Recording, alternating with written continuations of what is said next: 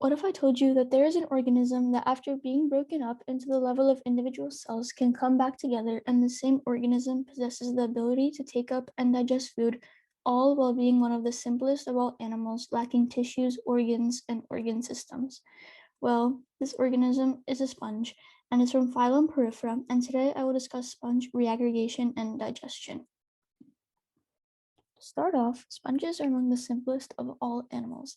Looking at this phylogenetic tree, you can see that sponges are the basal taxon of all other animals, meaning that they were the first to diverge from a common ancestor to all animals and are likely to lack some of the more evolved structures that evolved in these other groups. Adult sponges are sessile, and all sponges lack tissues, organs, digestive systems, muscular and nervous systems, yet they can still undergo complex processes such as reaggregation and digestion. Sponges are the only animals that, if broken down into the level of individual cells, can reassemble themselves. As seen in this picture here, when a sponge is passed through a syringe with a sieve at the end of it, the sponge breaks down into individual cells or clumps of cells.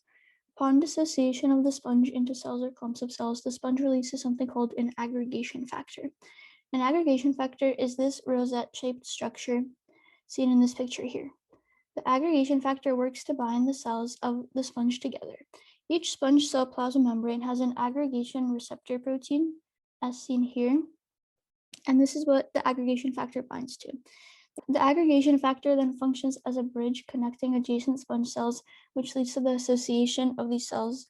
And after many cells undergo this process, clumps of sponge cells form from individual cells. Studies have shown that the amount of aggregation factor released upon dissociation of the sponge affects the size of the clumps that will form. For example, having more aggregation factor released will lead to larger clumps forming, while having less aggregation factor will lead to smaller clumps. If no aggregation factor is released, the cells will not reaggregate even if brought into close proximity to one another, and this shows the importance of aggregation factors in the reaggregation of sponges. In some sponges, the aggregation factors are species-specific, meaning that they only bind to sponge cells of a certain species and cannot form mixed aggregates. In other sponges, the species specificity is not as strongly expressed, and the aggregation factor can bind together cells of different sponge types, forming mixed aggregates. Here's a quick little time lapse of sponge reaggregation, where you can see the individual sponge cells or clumps of sponge cells forming together and forming larger and larger clumps of cells.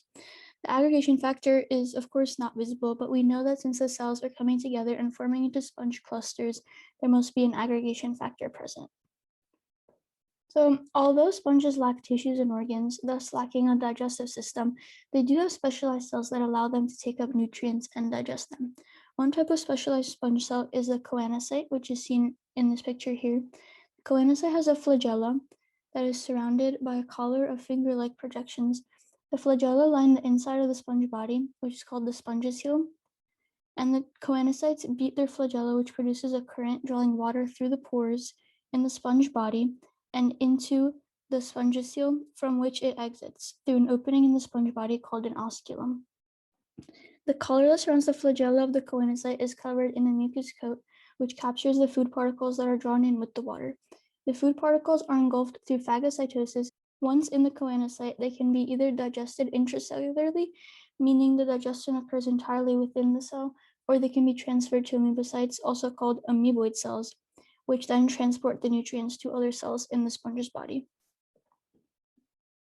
Here's another quick video which shows the efficiency of the choanocytes in drawing in water through the sponge pores and out through the osculum. Here you can see someone is releasing a colored dye in the water near the sponge, and you can see that within a matter of seconds, the dye is seen coming out of the osculum, showing how quick and powerful these choanocytes really are.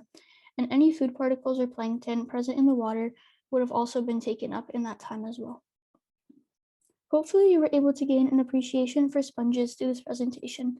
Sponges are truly fascinating organisms because of their ability to be so simple, lacking tissues, organs, organ systems, muscular and nervous systems, yet they can accomplish so many cool and complex processes such as reaggregation and digestion due to the functioning of specialized cells such as the choanocytes that function in digestion and aggregation factors that function in sponge reaggregation.